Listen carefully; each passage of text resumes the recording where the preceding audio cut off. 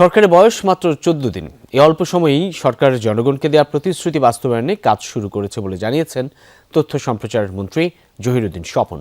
বিকেলে সচিবালয়ে সাংবাদিকদের সংগঠন বিএসআরএফ এর মতবিনিময় সভায় মন্ত্রী বলেন, পাইলট প্রকল্প হিসেবে ফ্যামিলি কার্ড ইস্যুর প্রক্রিয়া শুরু হয়েছে।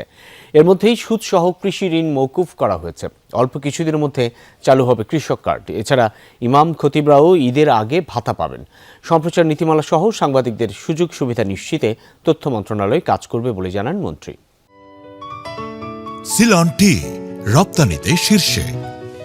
এন্ট্রির বিষয়টাতে আমরা মিডিয়া হাউসকে টার্গেট করে এক বা একাধিক কার্ডের মাধ্যমে এটা সমাধান করার চেষ্টা করব। ফ্যামিলি কার্ড প্রতিশ্রুতি দিয়েছিলাম, আমরা সেটার কাজ শুরু করেছি। কৃষক কার্ড দেওয়ার সিদ্ধান্ত নিয়েছি আমাদের মন্ত্রিসভার বৈঠকে, এবং সেটার কাজও শুরু হয়েছে।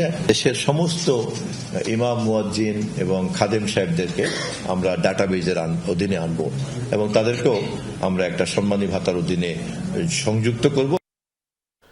প্রধানমন্ত্রী তারেক রহমানের স্পিচ রাইটার হিসেবে নিয়োগ পেয়েছেন বার্তা সংস্থা ইউএনবি সম্পাদক SAM মাহফুজুর রহমান। এছাড়া সাংবাদিক হাসান শিপলু, জাহিদুল ইসলাম রনি ও সুজাউদ্দৌলাকে ডেপুটি প্রেস সচিব হিসেবে নিয়োগ দেওয়া হয়েছে।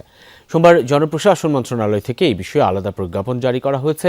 প্রজ্ঞাপনে বলা হয়, SAM মাহফুজুর রহমানকে অন্য যে কোনো পেশা, ব্যবসা কিংবা সরকারি, আধা সরকারি, বেসরকারি প্রতিষ্ঠান বা সংগঠনের সাথে কর্মসম্পর্ক পরিত্যাগের শর্তে যোগদানের তারিখ হতে প্রধানমন্ত্রীর স্পিচ রাইটার গ্রেড 1 পদে যোগদানের তারিখ হতে প্রধানমন্ত্রীর মেয়াদকাল অথবা তার সন্তুষ্টি সাপেক্ষে চুক্তিভিত্তিক নিয়োগ প্রদান করা হলো। একই শর্তে সাংবাদিক জুলফিকার হাসান শিপলু, জাহিদুল ইসলাম রনি ও সুজাউদ্দৌলা সুজনকে ডেপুটি প্রেস সচিব হিসেবে গ্রেড 4 পদে নিয়োগ দেওয়া হয়।